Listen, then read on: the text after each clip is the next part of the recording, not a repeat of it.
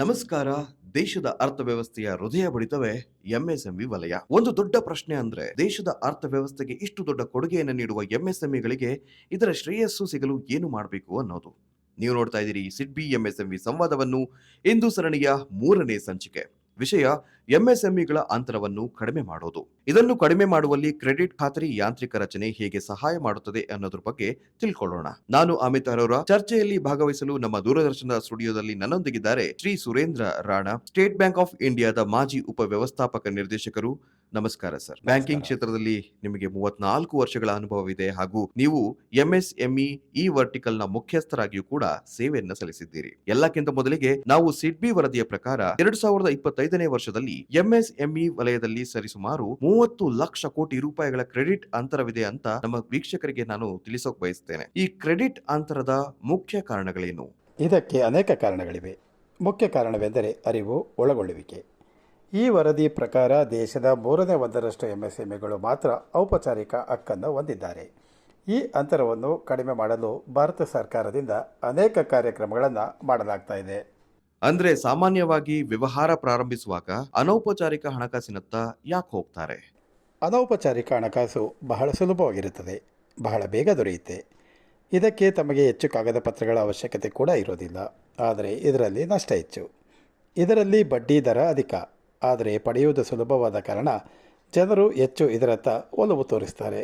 ನೀವು ಯಾವುದೇ ವ್ಯವಹಾರ ದೀರ್ಘಕಾಲೀನ ಸುಸ್ಥಿರ ಬೆಳವಣಿಗೆ ಬಯಸಿದ್ರೆ ಔಪಚಾರಿಕ ಹಣಕಾಸಿನತ್ತ ಪ್ರೋತ್ಸಾಹಿಸ್ತೀರಿ ಅಲ್ವೇ? ಹೌದು, ಔಪಚಾರಿಕ ಹಣಕಾಸಿನಿಂದ ಬಹಳಷ್ಟು ಅನುಕೂಲಗಳಿವೆ. ಮೊದಲನೆಯದಾಗಿ ಬಡ್ಡಿ ದರ ಬಹಳಷ್ಟು ಕಡಿಮೆ. ಔಪಚಾರಿಕ ಹಣಕಾಸಿನಿಂದ ತಮ್ಮ ಕ್ರೆಡಿಟ್ ವ್ಯವಹಾರ ಬಹಳಷ್ಟು ಹೆಚ್ಚುತ್ತದೆ. ಹಾಗೆಯೇ ಒಂದು ನಿರ್ದಿಷ್ಟ ಅವಧಿಯಲ್ಲಿ ತಮ್ಮ ಕ್ರೆಡಿಟ್ ಅರ್ಹತೆಯು ಕೂಡ ಹೆಚ್ಚುತ್ತದೆ. ಇದರ ಹೊರತಾಗಿ ಭಾರತ ಸರ್ಕಾರದ ಬೇರೆ ಬೇರೆ ಯೋಜನೆಗಳಲ್ಲಿ ಕೂಡ ತಮಗೆ ಔಪಚಾರಿಕ ಹಣಕಾಸಿನಿಂದ ಹೆಚ್ಚು ಲಾಭ ದೊರೆಯುತ್ತದೆ. ಔಪಚಾರಿಕ ಹಣಕಾಸು ಅಂತ ಹೇಳಿದ್ರೆ ಏನು? ಬ್ಯಾಂಕುಗಳು, ಎನ್ಬಿಎಫ್ಸಿಗಳು, ಬೇರೆ ಬೇರೆ ಹಣಕಾಸು ಸಂಸ್ಥೆಗಳಿವೆ. ಬೇರೆ ಕಾರ್ಪೊರೇಟ್ ಬ್ಯಾಂಕುಗಳು, ಸಣ್ಣ ಬ್ಯಾಂಕುಗಳು ಹೀಗೆ. ಸುರೇಂದ್ರ ಅವರೇ, ವ್ಯವಹಾರ ವಿಸ್ತರಣೆಗಾಗಿ ಹಣಕಾಸಿನ ಅಗತ್ಯವಿದ್ರೆ, ದಿನನಿತ್ಯದ ಕಾರ್ಯಗಳಿಗಾಗಿ ಸಾಲ ಬೇಕು ಅಂತ ಹೇಳಿದ್ರೆ ಯಾವ ರೀತಿಯ ಸಾಲಗಳು ಔಪಚಾರಿಕ ಹಣಕಾಸಿನಲ್ಲಿ ಲಭ್ಯವಿದೆ? ಮುಖ್ಯವಾಗಿ ಯಾವುದೇ ಉದ್ದಿಮೆದಾರನಿಗೆ ಸಾಲದ ಅವಶ್ಯಕತೆ ಇದ್ದರೆ ತಾವು 2 ರೀತಿಯ ಸಾಲಗಳನ್ನು ಹೆಸರಿಸಬಹುದು. ಮೊದಲನೆಯದು ತಮ್ಮ ದಿನನಿತ್ಯದ ಕಾರ್ಯಗಳಿಗಾಗಿ ಬೇಕಿದ್ದರೆ ಅದನ್ನು ದುಡಿಯುವ ಬಂಡವಾಳ ಸಾಲ ಎಂದು ಕರೆಯಲಾಗುತ್ತದೆ. ಎರಡನೆಯದಾಗಿ ತಾವು ಯಾವುದಾದರೂ ಯಂತ್ರೋಪಕರಣಗಳ ಖರೀದಿಗಾಗಿ ಅಥವಾ ಹೊಸ ಉದ್ದಿಮೆಯನ್ನು ಸ್ಥಾಪಿಸಬೇಕು ಎಂದಾದರೆ ಅದರಲ್ಲಿ ಆದಾಯವು ನಿಧಾನವಾಗಿ ಬರುತ್ತದೆ. ಇದನ್ನು ಸ್ಥಾಪಿಸಲು ಎಲ್ಲ ಬ್ಯಾಂಕುಗಳು ತಮಗೆ ಮರುಪಾವತಿಸಬೇಕಾದ ಟರ್ಮ್ ಲೋನ್ ರೂಪದಲ್ಲಿ 5 ವರ್ಷಗಳ 7 ವರ್ಷ ಕಾಲಾವಧಿ ಹೀಗೆ ಅವರ ನಗದು ಉತ್ಪಾದನಾ ಸಾಮರ್ಥ್ಯದ ಮೇಲೆ ಸಾಲ ನೀಡುತ್ತಾರೆ. ಯಾರಾದ್ರೂ ಈ ಔಪಚಾರಿಕ ಹಣಕಾಸಿನತ್ತ ಹೋಗ್ತಾರೆ ಅಂದ್ರೆ ಯಾವ ರೀತಿಯ ದಾಖಲೆಗಳ ಅವಶ್ಯಕತೆ ಇರುತ್ತೆ? ನೋಡಿ, ಯಾವುದೇ ಸಾಲ ನೀಡಬೇಕಾದರೆ ಮುಖ್ಯವಾಗಿ ಬ್ಯಾಂಕುಗಳು 4-5 ವಿಷಯಗಳನ್ನು ಗಮನಿಸುತ್ತವೆ. ಮೊದಲನೆಯದು ಕಾನೂನುಬದ್ಧ ವ್ಯಾಪಾರ ಚಟುವಟಿಕೆಯಾಗಿರಬೇಕು. ಇದರಲ್ಲಿ ನಗದು ಉತ್ಪಾದನೆ ಇರಬೇಕು, ನಗದಿನ ಅರಿವಿರಬೇಕು, ಹೆಚ್ಚು ಲಾಭದಾಯಕವಾಗಿರಬೇಕು, ಹಾಗೆಯೇ ಎಲ್ಲವೂ ವ್ಯವಸ್ಥಿತವಾಗಿರಬೇಕು. ಈ ಎಲ್ಲ ಕಾರಣಗಳಿಂದ ಬ್ಯಾಂಕುಗಳು ತಮ್ಮ ದಾಖಲೆ ಪತ್ರಗಳನ್ನು, ತಮ್ಮ ಹಾಗೂ ತಮ್ಮ ಸಂಸ್ಥೆಯ KYC ದಾಖಲೆಗಳನ್ನು, ತಮ್ಮ ನಗದಿನ ಉತ್ಪಾದನೆ ಹಾಗೂ ಅರಿವಿನ ಬಗ್ಗೆ ತಿಳಿದುಕೊಳ್ಳಲು, ತಮ್ಮ ಅಕೌಂಟ್ ಸ್ಟೇಟ್ಮೆಂಟ್ಸ್, ಲಾಭ ನಷ್ಟದ ಬಗ್ಗೆ ತಿಳಿದುಕೊಳ್ಳಲು ಬ್ಯಾಂಕುಗಳು ತಮ್ಮ ಸಂಸ್ಥೆಯ ITR ರಿಟರ್ನ್ಸ್ಗಳನ್ನು ಪರಿಶೀಲಿಸುತ್ತವೆ. ಇದೆಲ್ಲದರ ಜೊತೆಗೆ ಇಂದಿನ ದಿನಗಳಲ್ಲಿ GST, ಇದರಲ್ಲಿ ತಾವು ದಾಖಲಿಸುವ ಖರೀದಿ ಮತ್ತಿತರ ದಾಖಲೆಗಳು ಕೂಡ ಪರಿಶೀಲಿಸಬಹುದಾದ ಮೂಲವಾಗಿ ಇಂದು ನಮ್ಮ ಬಳಿ ಇವೆ.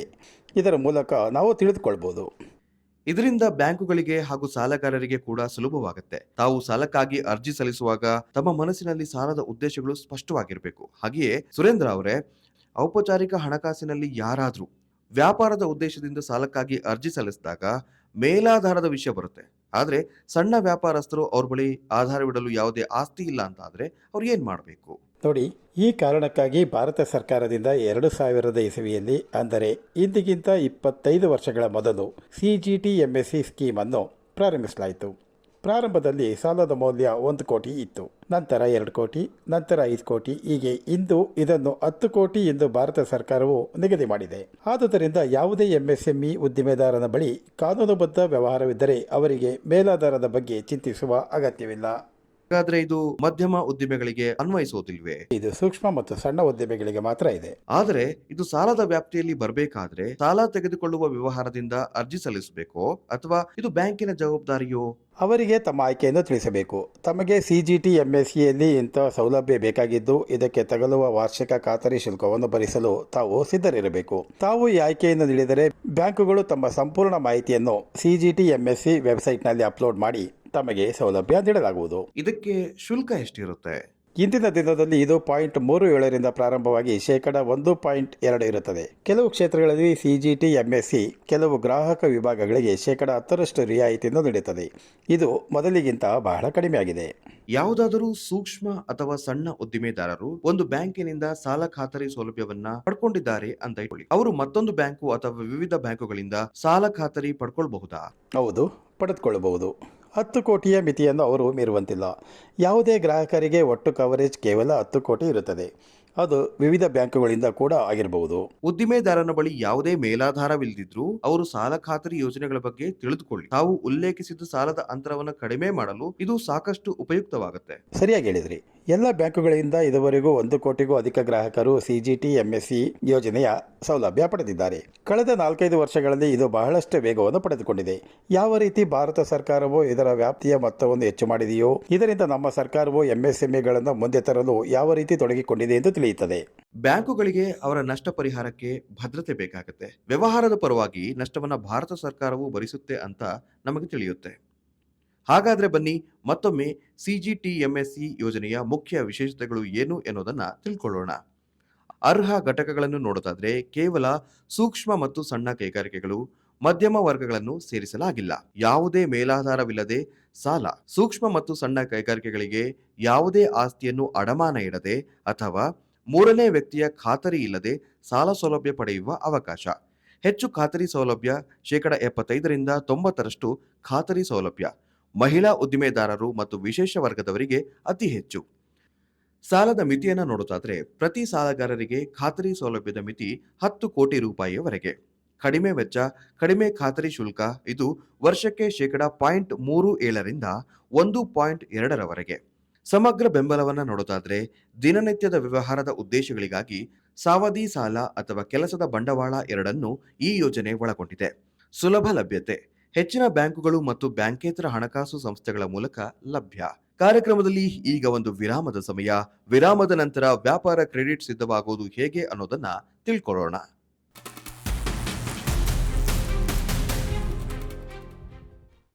भारत की एमएसएमईज हमारी अर्थव्यवस्था की असली ताकत है, लेकिन आगे बढ़ने के लिए समय पर वर्किंग कैपिटल सबसे जरूरी है। पेश है सिडबी डिजिकैश, एमएसएमईज के लिए तेज, पारदर्शी और पूरी तरह डिजिटल वर्किंग कैपिटल समाधान। पूरी तरह ऑनलाइन प्रक्रिया के जरिए पाएं कार्यशील पूंजी सीमा और पूंजी सावधि ऋण, रोजमर्रा की जरूरतों, कच्चा माल, जरूरी ऑर्डर्स या मौजूदा लिमिट ट्रांसफर के लिए 10 लाख से 5 करोड़ तक की फंडिंग। सिडबी डिजिकैश, आसान, स्मार्ट और digital first working capital Bharat की एमएसएमईज की प्रगति के लिए। सिडबी एमएसएमई को समझता है। सिडबी एमएसएमईज के लिए लेकर आया है एज एमएसएमई को नए वित्तीय समाधान प्रदान करता है, जिनके माध्यम से आप नए डीजी सेट खरीद सकते हैं या पुराने डीजी सेट को बदलकर स्वच्छ पर्यावरण में योगदान दे सकते हैं। इस योजना की मुख्य विशेषताएं: 3 करोड़ रुपए तक का टर्म लोन, 5 साल तक की विनिमय पूर्ण भुगतान अवधि, आकर्षक ब्याज दरें, तेज और ऑनलाइन आवेदन प्रक्रिया। सिडबी एज चुनें और अपने व्यवसाय को स्थायी रूप से सशक्त बनाएं।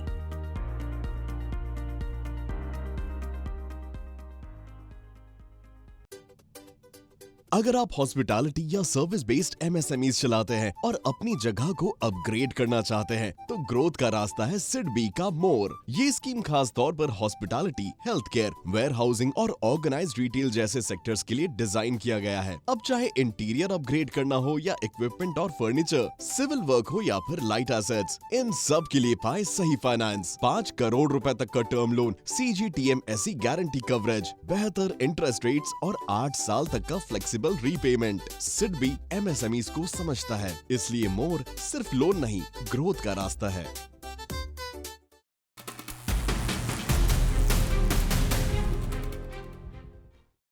ನೀವು ನೋಡ್ತಾ ಇದ್ದೀರಿ ಸಿಡ್ಬಿ ಎಂಎಸ್ಎಂಇ ಸಂವಾದವನ್ನ. ಕಾರ್ಯಕ್ರಮದಲ್ಲಿ ನೀವು ಇದುವರೆಗೂ ಔಪಚಾರಿಕ ಹಣಕಾಸಿನಿಂದ ನಮಗೆ ಯಾವ ರೀತಿಯ ಪ್ರಯೋಜನಗಳಿವೆ, ಕ್ರೆಡಿಟ್ ಅಂತರವನ್ನು ಕಡಿಮೆ ಮಾಡಿಕೊಳ್ಳಕ್ಕೆ ಕ್ರೆಡಿಟ್ ಖಾತರಿ ಯೋಜನೆಗಳು ಯಾವ ರೀತಿ ನಮಗೆ ಸಹಾಯ ಮಾಡಬಲ್ಲದು ಎಂಬುದನ್ನ ನೋಡಿದಿರಿ. ಆದ್ರೆ ಈ ಕ್ರೆಡಿಟ್ ಅಂತರವನ್ನು ಕಡಿಮೆ ಮಾಡ್ಕೊಳ್ಬೇಕು ಅಂದ್ರೆ ಸಾಲ ಪಡೆದುಕೊಳ್ಳುವ ರೀತಿಯನ್ನು ಉತ್ತಮಪಡಿಸಿಕೊಳ್ಬೇಕಿದೆ. ಕೆಲವೊಮ್ಮೆ ಅರಿವಿನ ಕೊರತೆಯನ್ನ ನೋಡಬಹುದಾಗಿದ್ದು, ದಾಖಲಾತಿಗಳ ಬಗ್ಗೆ ಮತ್ತಷ್ಟು ತಿಳುವಳಿಕೆ ಬೇಕಾಗಿದೆ. ಉದ್ದಿಮೆದಾರರಿಗೆ ಮಾರ್ಗದರ್ಶನ ಬೇಕಿದ್ದು, ಸಾಲಕ್ಕಾಗಿ ಅರ್ಜಿ ಸಲ್ಲಿಸುವಾಗ ಯಾವ ಅಂಶಗಳನ್ನ ಗಮನಿಸಬೇಕು ಹಾಗೂ ಬ್ಯಾಂಕುಗಳು ಯಾವ ಅಂಶಗಳನ್ನ ಗಮನಿಸುತ್ತವೆ, ಯಾವುದೇ ವ್ಯವಹಾರವು ಹೇಗೆ ಕ್ರೆಡಿಟ್ಗೆ ಸಿದ್ಧವಾಗಬಹುದು. 3 ಅಂಶಗಳನ್ನು ನಾನು ತಮಗೆ ತಿಳಿಸ್ತೇನೆ. ಮೊದಲಿಗೆ ವಿತ್ತೀಯ ಪಾರದರ್ಶಕತೆ. ತಮ್ಮ ಯಾವುದೇ ಹಣಕಾಸು ವಹಿವಾಟುಗಳು ತಮ್ಮ ಖಾತೆಯಲ್ಲಿ ಕಾಣುವಂತಿರಬೇಕು.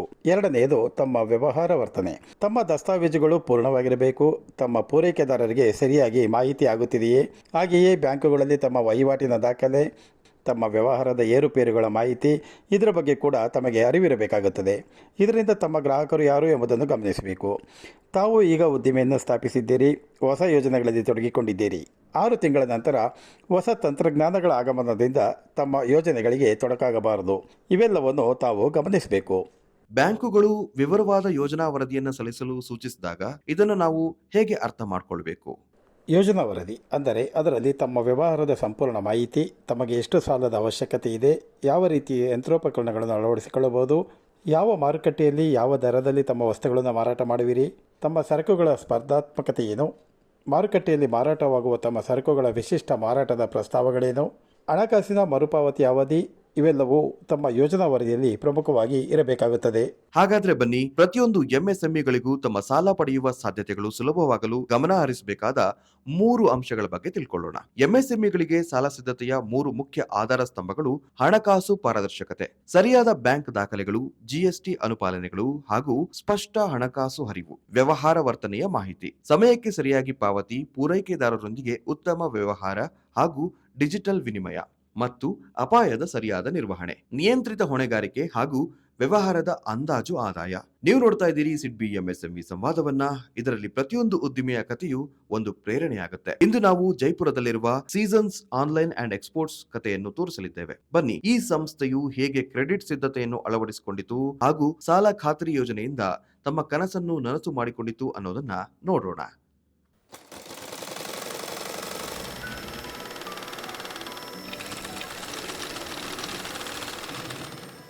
ರಾಜಸ್ಥಾನದ ಜೈಪುರ ವಾಸ್ತುಶಿಲ್ಪ ಹಾಗೂ ಸಂಸ್ಕೃತಿಯೊಂದಿಗೆ ಸಿದ್ಧ ಉಡುಪು ಉದ್ದಿಮೆಯಲ್ಲೂ ತನ್ನ ಛಾಪನ್ನು ಮೂಡಿಸಿದೆ.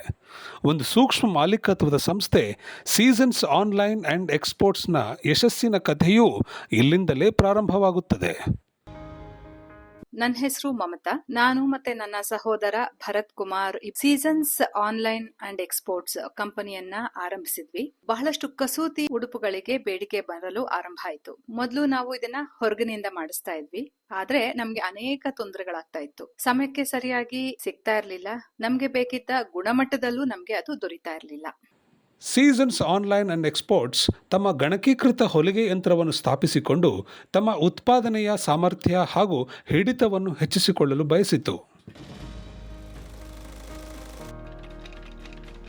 ಆಗ ನಮ್ಗೆ ನಮ್ಮದೇ ಆದ ಒಂದು ಕಸೂತಿ ಯಂತ್ರವನ್ನ ತಗೋಬೇಕು ಅಂತ ಅನ್ನಿಸ್ತು. ಆಗ ನಾವು ಕಸೂತಿ ಯಂತ್ರಕ್ಕೆ ವ್ಯವಸ್ಥೆ ಮಾಡ್ಕೊಳ್ಳೋಕೆ ಇಷ್ಟಪಟ್ವಿ. ಹೆಚ್ಚಿನ ಹಣಕಾಸಿನ ಅವಶ್ಯಕತೆ ಕಂಡುಬಂತು. ಸಾಂಪ್ರದಾಯಿಕ ಬ್ಯಾಂಕಿಂಗ್ನಿಂದ ಇಷ್ಟು ಹೆಚ್ಚಿನ ಸಾಲಕ್ಕಾಗಿ ಮೇಲಾಧಾರದ ಅವಶ್ಯಕತೆ ಇರುತ್ತದೆ.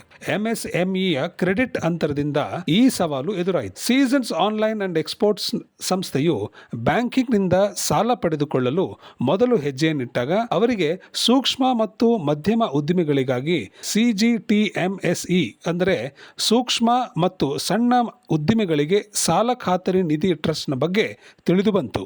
ಆಗ ನಾವು ಸಿಡ್ಬಿಯನ್ನ ಸಂಪರ್ಕಿಸಿದ್ವಿ. 3 ಕೋಟಿ ರೂಪಾಯಿಯ ಸಾಲವನ್ನ ಯಾವುದೇ ಆಸ್ತಿಯ ಅಡಮಾನವಿಲ್ಲದೆ ಸಿಜಿಟಿಎಂಎಸ್ಇ ಯೋಜನೆಯಿಂದ ನಮ್ಗೆ ದೊರೆಯಿತು. ನಮ್ಮ ಅಗತ್ಯತೆಗಳು ಪೂರ್ಣವಾಯಿತು. ಇದರಿಂದ ನಾವು ಕಸೂತಿಯ ಉತ್ತಮ ಘಟಕವನ್ನ ಕೂಡ ಸ್ಥಾಪಿಸಿದ್ವಿ. ಇದು ಇಂದು ಬಹಳ ಉತ್ತಮವಾಗಿ ಕಾರ್ಯನಿರ್ವಹಿಸ್ತಾ ಇದೆ. ಸಿಜಿಟಿಎಂಎಸ್ಇ ಒಂದು ಭದ್ರತಾ ಕವಚವಾಗಿ ಕೆಲಸ ಮಾಡ್ತು. ಬ್ಯಾಂಕು ಸಿಜಿಟಿಎಂಎಸ್ಇಯ ಖಾತರಿಯಿಂದ ಈ ಸೂಕ್ಷ್ಮ ವಲಯದ ಅವಶ್ಯಕತೆಯನ್ನು ಮನಗಂಡಿತು. 3 ಕೋಟಿ ರೂಪಾಯಿ ಸಹಾಯ ಮಾಡಿತು. ನಾವಿಂದು ಕಸೂತಿ ಉಡುಪುಗಳನ್ನು ಅತ್ಯುತ್ತಮ ರೀತಿಯಲ್ಲಿ ತಯಾರಿಸಲು ಪ್ರಾರಂಭಿಸಿದ್ದೇವೆ. ಉತ್ತಮವಾಗಿ ಸರಬರಾಜನ್ನು ಮಾಡುತ್ತಿದ್ದೇವೆ. ಇದರ ಗುಣಮಟ್ಟ ಮತ್ತು ಬೇಡಿಕೆ ಅತ್ಯುತ್ತಮವಾಗಿದೆ. ಇಂದು ನಮಗೆ ಇದರ ಮೇಲೆ ಉತ್ತಮವಾದ ಹಿಡಿತವಿದೆ.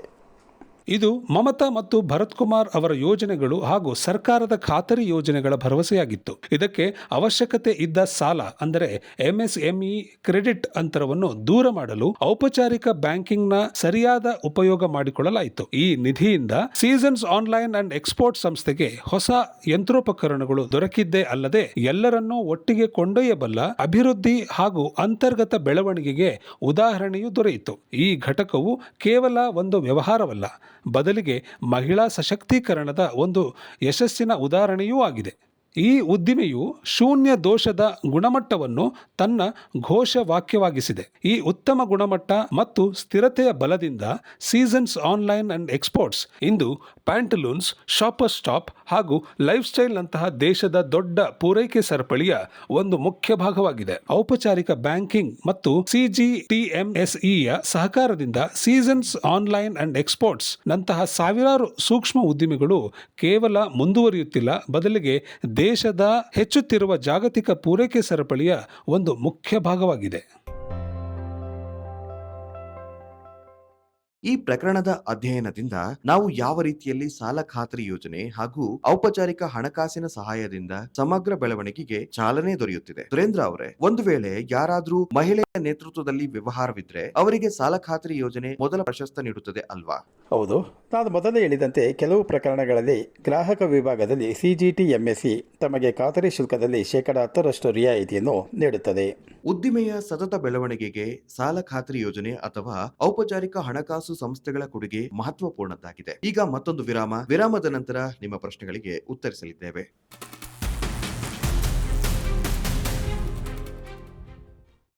आज की तेज रफ्तार बिजनेस दुनिया में तरक्की किसी का इंतजार नहीं करती, इसीलिए सिड भी लेकर आया है एक्सप्रेस और स्पीड योजना, स्मार्ट और तेज मशीनरी फाइनेंस सॉल्यूशंस। अब पाइए मशीनरी और इक्विपमेंट के लिए एफडी कोलैटरल पर 100% फाइनेंसिंग या सिर्फ 25% प्रमोटर मार्जिन के साथ 75% फंडिंग और आसान रीपेमेंट अवधि 5 साल तक।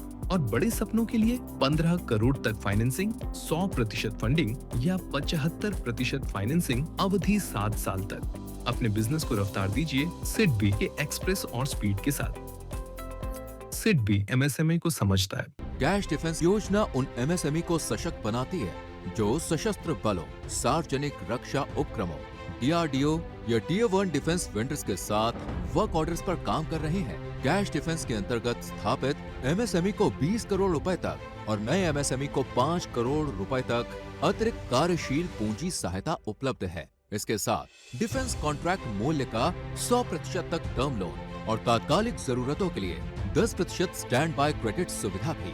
Sid B cash defence, Bharat के रक्षा पारितंत्र को मजबूती।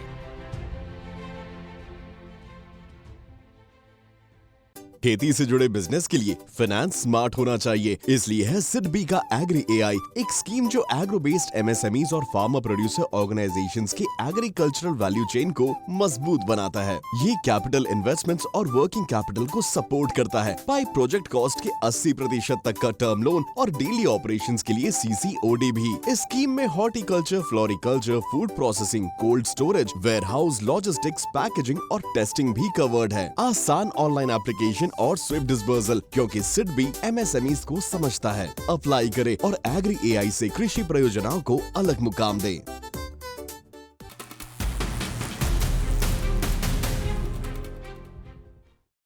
ನೀವು ನೋಡ್ತಾ ಇದ್ದೀರಿ ಸಿಡ್ ಬಿ ಎಂಎಸ್ಎಂವಿ ಸಂವಾದ ಕಾರ್ಯಕ್ರಮವನ್ನು. ನಮ್ಮೊಂದಿಗಿದ್ದಾರೆ ಶ್ರೀ ಸುರೇಂದ್ರ ರಾಣಾ, ಭಾರತೀಯ ಸ್ಟೇಟ್ ಬ್ಯಾಂಕಿನ ನಿವೃತ್ತ ಉಪವ್ಯವಸ್ಥಾಪಕ ನಿರ್ದೇಶಕರು. ವ್ಯವಹಾರವು ಉತ್ಪಾದನಾ ಕ್ಷೇತ್ರವಾಗಿರಬಹುದು. ನಾವು ಸಾಲ ಖಾತರಿ ಕಾರ್ಯವಿಧಾನದ ಬಗ್ಗೆ ಮಾತನಾಡೋದಾದ್ರೆ ಇವುಗಳಲ್ಲಿ ಯಾವ ಕ್ಷೇತ್ರಗಳು ಒಳಗೊಂಡಿದೆ?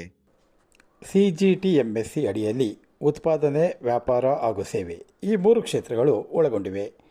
ವ್ಯಾಪಾರದಲ್ಲಿ ನಾವು ಹೇಳೋದಾದರೆ ಸಗಟು ವ್ಯಾಪಾರ ಮತ್ತು ಚಿಲ್ಲರೆ ವ್ಯಾಪಾರ ಇವೆರಡು ಇದರಲ್ಲಿ ಒಳಗೊಂಡಿದೆ.